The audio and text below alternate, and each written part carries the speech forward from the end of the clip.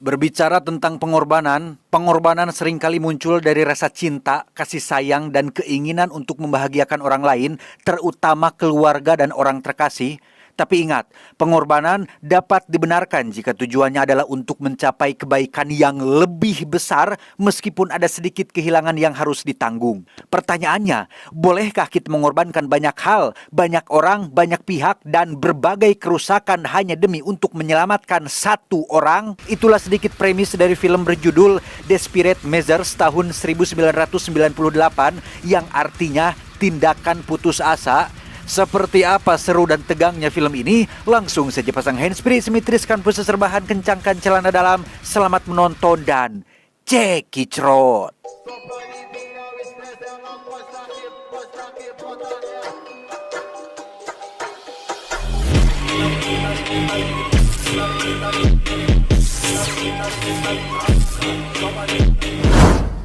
So they put him into solitary through the end of the year. Wow, he's the real thing. McCabe has escaped twice. Berlatar di sebuah penjara paling ketat di Amerika, kita akan diperkenalkan pada seorang narapidana bernama Peter McCabe yang diberitahu sipir bahwa ada seseorang yang ingin menemuinya, di mana McCabe ini adalah seorang pembunuh yang sangat-sangat berbahaya yang dihukum seumur hidup atas kejahatan yang dilakukannya.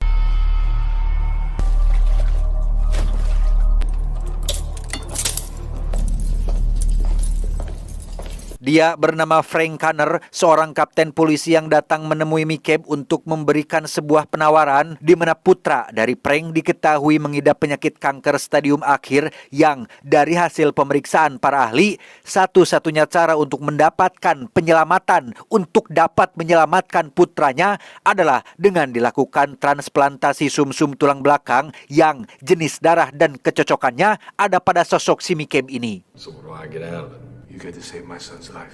And why do I care about your son's life? Frank pun langsung papaitan alias terbuka dari awal bahwa tidak ada imbalan kebebasan atau hal lain yang akan diberikan andai kata McCabe mau melakukan operasi ini. Frank hanya mengatakan bahwa ini mungkin bisa menjadi penebusan dosa atas semua kejahatan yang sudah McCabe lakukan di masa lalu. What am I supposed to find some kind of redemption in the eyes of God?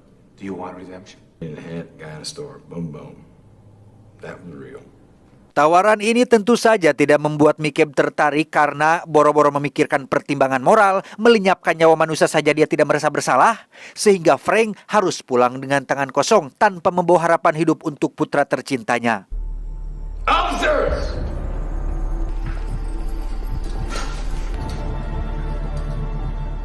Tiba di rumah sakit, Frank langsung diberitai oleh dokter terkait kondisi putranya saat ini yang memiliki sisa waktu yang semakin menipis. Frank hanya bisa memeluk si Ujang dengan tetap memberikannya harapan seolah-olah ia bisa mendapatkan transplantasi yang dibutuhkan. For a bone marrow transplant. Really? Keajaiban pun muncul saat Frank mendapat telepon dari McCabe yang di luar dugaan meminta ingin dipertemukan langsung dengan si Ujang putranya sehingga Meet him. What for? Look, it's too much trouble. ketika sudah berhadap-hadapan, McCabe melakukan percakapan kecil dengan si Ujang sampai akhirnya ia dengan tegas mengatakan bahwa dirinya bersedia untuk melakukan transplantasi tersebut.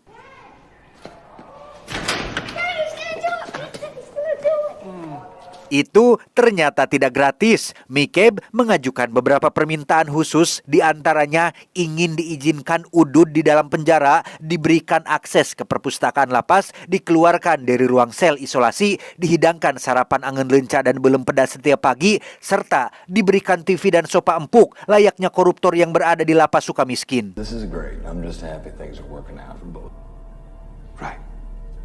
Dengan fakta bahwa McCabe adalah salah satu narapidana yang termasuk dalam kategori jenius dengan IQ di atas 150, ia tercatat pernah melakukan beberapa kali percobaan kabur dan melukai beberapa sipir sehingga kepala penjara tidak mungkin akan mengizinkan permintaan khusus tersebut. Warden's never gonna approve all the stuff I want. Alhasil, Frank pun mencoba melobi Bapak Gubernur agar membujuk kepala penjara supaya mengabulkan permintaannya dengan alasan kemanusiaan. Sempat najong kursi karena Bapak Gubernur sulit dihubungi, Frank akhirnya mendapat kabar baik untuk melakukan prosedur tersebut secara legal dan akan disiarkan langsung di televisi. Right, of course. Is that a deal? Absolutely, yes. I'd like to thank Governor Walker personally. Beberapa waktu berlalu setelah izin sudah diberikan dan permintaan khusus Mikeb dikabulkan, Frank dan semua orang tidak sadar jika saat ini Mikeb sedang merancang rencana pelarian, dimulai dengan mematahkan ibu jarinya sendiri yang hal itu tentu saja sangat amat menyakitkan, tapi dia nekat melakukannya sendiri. Selanjutnya, Mikeb menghampiri seorang tahanan senior yang biasa menyelundupkan berbagai barang dari luar ke dalam penjara. Mikeb meminta satu barang khusus, yaitu obat antibius yang dimasukkan ke dalam ampul atau botol kaca kecil yang entah untuk apa itu. And I want it in an ampoule, not a vial. Tak berhenti sampai situ saja, karena akses ke perpustakaan lapas sudah dipulihkan, Mikeb langsung mengakses komputer di sana untuk melihat rancangan bangunan rumah sakit tempat operasi transplantasi akan dilakukan, yang semua itu bisa ia ingat di dalam kepalanya hanya dengan sekali lihat saja.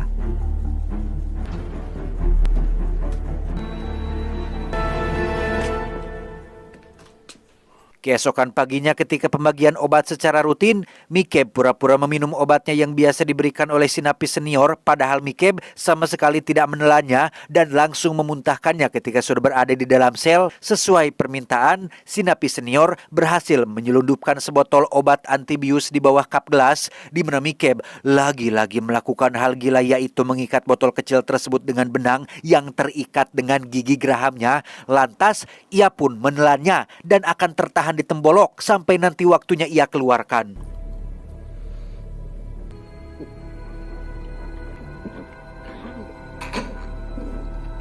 Tak hanya itu saja, Mikeb mengambil batu api yang terdapat dalam pemantik yang ia selipkan di sela-sela kuku untuk nanti ia gunakan dalam rencana pelarian.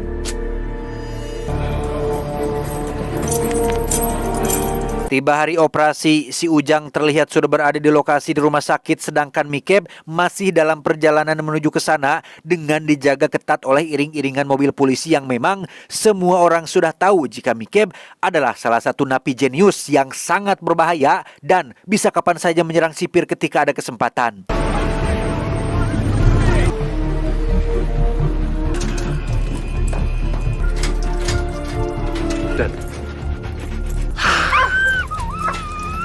Dan ya, anjing polisi pun bahkan ketakutan melihat sosok Mikeb yang dipenuhi aura negatif. Namun hal itu tak menghentikan para dokter untuk tetap melanjutkan prosedur sesuai yang direncanakan.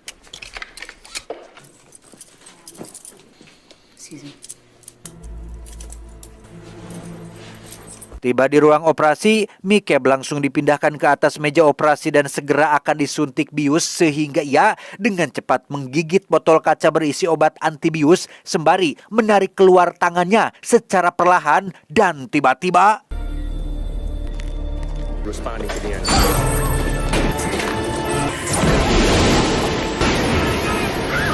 ya, semua yang ia persiapkan berhasil dijalankan, yang membuat para dokter kalang kabut.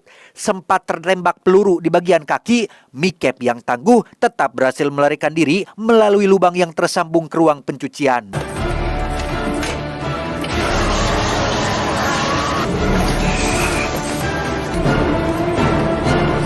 Ketika para polisi lain sedang paciwe, Frank yang sebelumnya sudah mempelajari cara berpikir Mikeb pun beraksi sendiri dengan pergi duluan ke ruang pencucian. Berdasarkan jejak darah yang menetes dari kakinya, Frank berhasil melacak pergerakan Mikeb yang diduga kabur ke ruang perawatan. Your concern is noted.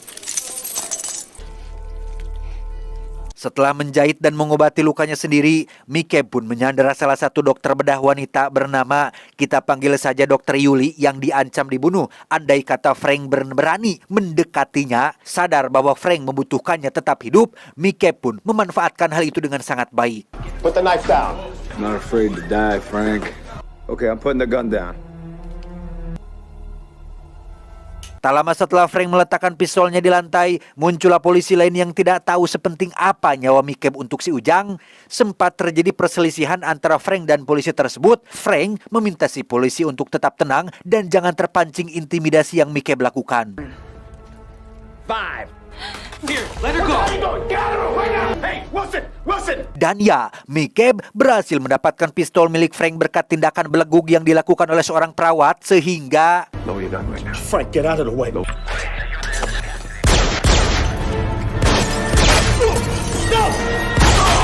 ya, Mike berhasil kabur setelah menembak mati salah satu petugas dan menyebabkan si polisi terluka di bagian perut. Alhasil, ketika kepala polisi dan pasukan datang, Frank langsung dibawa untuk diamankan karena dianggap akan mengganggu jalannya penangkapan.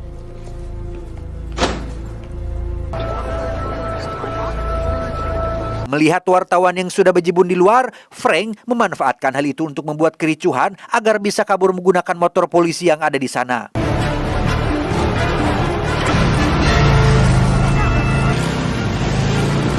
Tiba di tempat sepi, Frank dengan cepat menelpon rekan polisinya untuk menanyakan kondisi si Ujang saat ini, tapi tiba-tiba ya, Mike berhasil membuat si rekan tak sadarkan diri dan segera menarik Dokter Yuli untuk menanyakan di mana ruangan tempat tangki oksigen biasa disimpan. Entah apa yang akan Mike lakukan dengan tangki oksigen tersebut. Ia sepertinya berencana menimbulkan ledakan karena sadar jika para polisi sudah mengepung setiap pintu keluar di rumah sakit ini.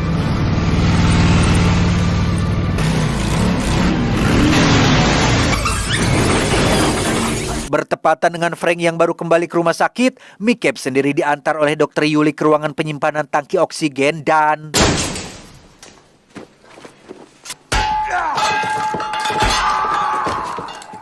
Yuli berhasil kabur setelah memukul Mikeb dengan tangki, di mana ia tak sengaja bertemu dengan Frank dan langsung diberitahu tentang keberadaan Mikeb saat ini. Tak ingin pihak polisi ikut campur dalam masalahnya, Frank meminta Yuli untuk tutup mulut dan biarkan ia sendiri yang menangkapnya.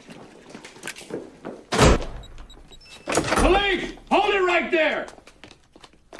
Tepat saat Mikeb sedang menyeret tangki oksigennya, Frank datang tepat waktu dan memintanya untuk menyerahkan diri, tetapi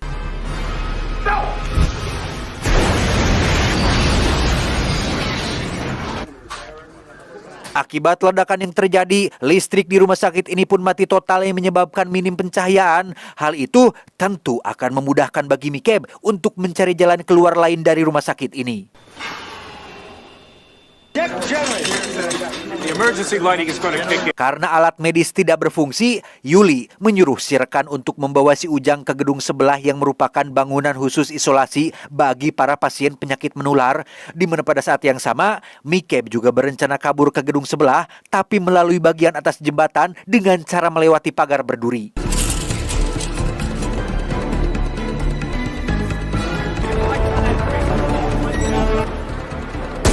Aksi tersebut berhasil diketahui oleh Frank yang terpaksa membiarkannya pergi begitu saja. Justru ia malah membantu Mikeb masuk ke dalam gedung sebelah dengan menembaki lampu sorot yang diarahkan kepadanya.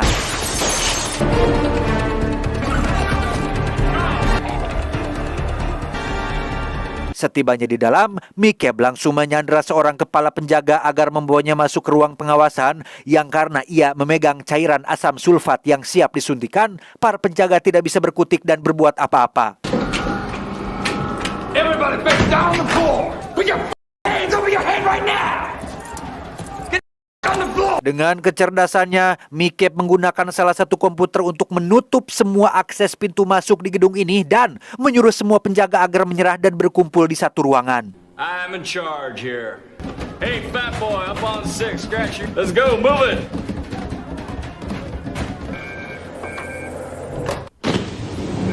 Kepala polisi terkait rupanya tidak tinggal diam. Ia sudah mengirim seorang agen khusus untuk menyelinap masuk melalui pipa udara dan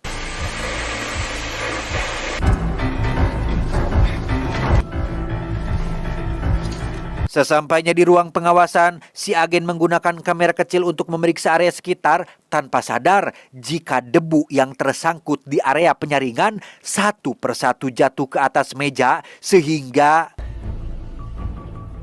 Don't presume to know what I'm about to do. Duck. Tepat saat si agen mati dan rencana kepala polisi gagal total, Frank terlihat berjalan di atas jembatan ditemani oleh Yuli yang memiliki jiwa kemanusiaan tinggi. Entah rencana seperti apa yang Frank siapkan untuk menangkap McCabe, yang pasti ia sangat optimis bisa membujuk McCabe untuk mendonorkan sebagian sumsum tulang belakangnya. So what have you got for me, Frank? I can help you. Sesampainya di dalam, Frank dan Yuli langsung berpisah. Yuli akan pergi merawat dan menjaga si Ujang, sementara Frank akan berusaha mencari cara supaya bagaimana menangkap si McCabe hidup-hidup.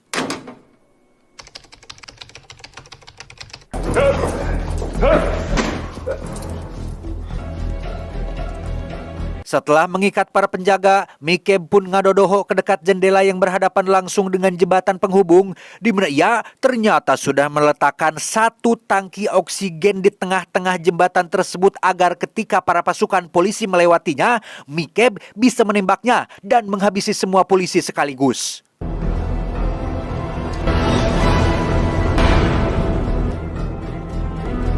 Untungnya, Frank secara kebetulan mengetahui akan rencana busuk tersebut sehingga ia dengan cepat memberitahu kepala polisi agar menyuruh pasukannya untuk mundur dan tebak apa yang terjadi.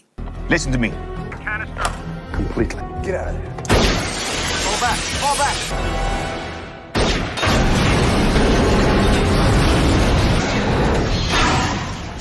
I have the ball, Frank!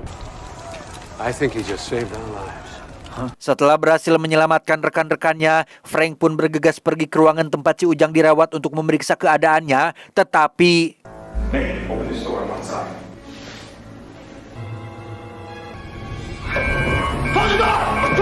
ya, McCabe keburu mengetahui akan hal itu dan mengancam akan membunuh Frank apabila pintunya tidak segera dibuka. Setelah pintunya dibuka dan si Ujang loncat ke pelukan Frank, McCabe pun menembak kaki si rekan dan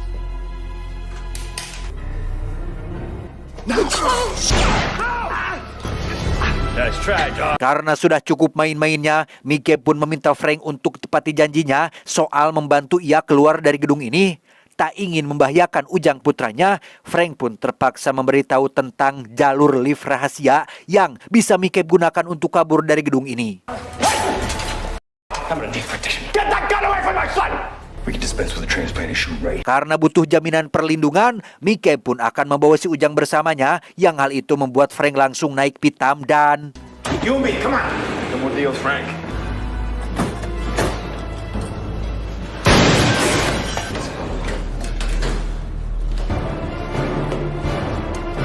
berlokasi di ruang mayat. McCabe dengan cepat membobol dinding yang di belakangnya terdapat jalur rahasia yang menuju ke terowongan bawah tanah. Ia sempat terlibat percakapan kecil dengan si Ujang yang inti obrolannya, McCabe memberikan motivasi kepada si Ujang agar tetap semangat hidup. Seberat apapun masalahnya, separah apapun penyakitnya, ingat, itu bisa jadi penggugur dosa yang mungkin tidak bisa ditebus oleh amalan apapun. Tetaplah hidup walau jadi beban. You wait here. I'm sorry. I'm sorry about that. You know, kid, if I could have done that for you. Tepat saat McCabe kabur, Frank pun datang dan langsung menyuruh putranya untuk kembali ke ruang perawatan, sementara ia akan mengejar McCabe sendirian dengan ikut masuk ke dalam terowongan.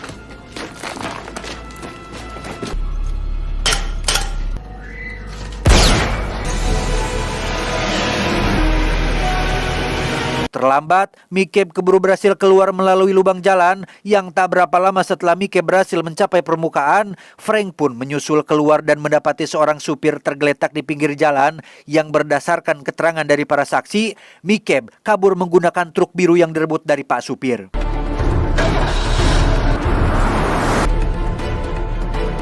Dengan cepat, Frank meminjam salah satu mobil petugas sembari berkoordinasi dengan para polisi setempat yang demi menyelamatkan satu nyawa manusia, yaitu putranya sendiri, Frank sampai nekat menimbulkan kekacauan di jalan raya, tapi tidak sampai melindas warga sipil yang tidak berdosa dengan sengaja.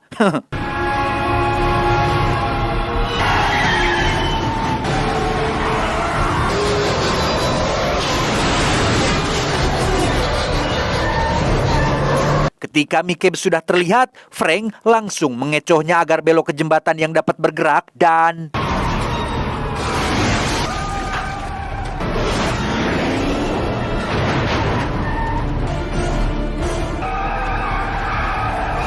Mikeb terpaksa keluar dari mobil dan berjalan ke atas jembatan sembari mencari jalan lain untuk melarikan diri. Dengan santai, Frank pun berjalan menyusulnya karena sudah tahu tidak ada jalan lain lagi untuk Mikeb bisa kabur dari tangkapannya. Dan lagi, kepala polisi lagi-lagi muncul menggunakan helikopter dan mencoba menembaki Mikeb dari atas. Frank berhasil melindunginya menggunakan tubuhnya sendiri sebagai tameng. Dalam kondisi yang sudah sangat kelelahan, Mikeb masih saja mencoba kabur dengan akan loncat dari atas jembatan dan...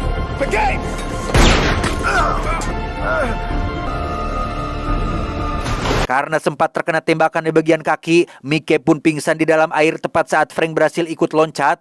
Frank berhasil menariknya naik ke atas permukaan dan langsung menyerahkannya kepada pihak medis yang tiba di sana. Move it. Let's go. Tanpa buang waktu, prosedur transplantasi pun langsung dilakukan dengan menyedot sebagian sumsum tulang belakang Mikeb yang akan dimasukkan ke dalam tubuh si Ujang. Setelah beberapa waktu berlalu, kondisi si Ujang mulai pulih dan membaik, yang artinya prosedur transplantasi sukses berjalan dengan lancar.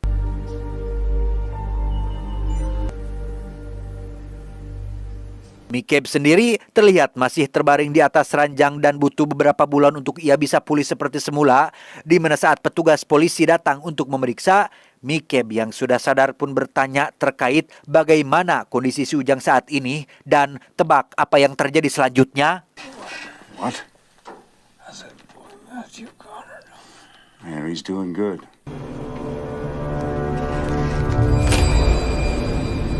What kind of car do you have?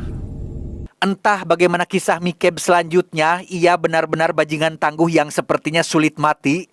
Tapi satu hal yang patut diacungi jempol dari si sosok si Mikeb ini adalah meskipun ia seorang penjahat yang tidak memakai seragam tentunya, penjahat kelas kakap, ia tidak pernah menyakiti, bahkan sampai menghilangkan nyawa seseorang jika bukan dalam posisi terancam. Apalagi dengan sengaja menghilangkan nyawa seseorang di tengah jalan yang sedang menyuarakan keadilan dan kebenaran. Faham kan? Tamat, ending yang sangat mengkeadilankan.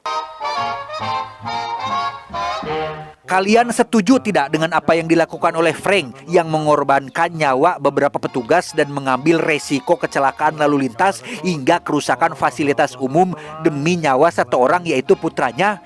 Setuju tidak? Coba tulis di kolom komentar. Apakah yang dilakukannya terlalu egois atau wajar saja? Coba, saya kepengin tahu pendapat teman-teman semua. Ya, terima kasih semuanya sudah menonton. Adios, sum-sum tulang iga belerik.